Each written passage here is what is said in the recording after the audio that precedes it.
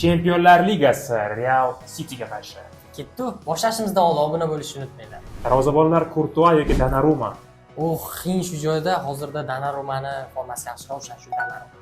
Valverde yoki Husanov. Valverde. Militao yoki Stones. Militao. Hausen yoki Dias. Dias. Carreras yoki Guardiola.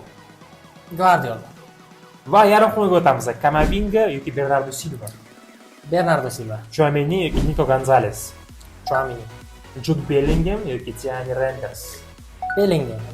Va hujum Arda Güler yoki Phil Foden. Foden. Mbappe yoki Erling Haaland.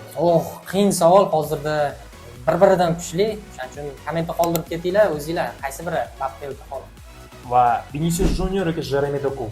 Vinicius Junior. Taxminiy hisob qanday bo'ladi?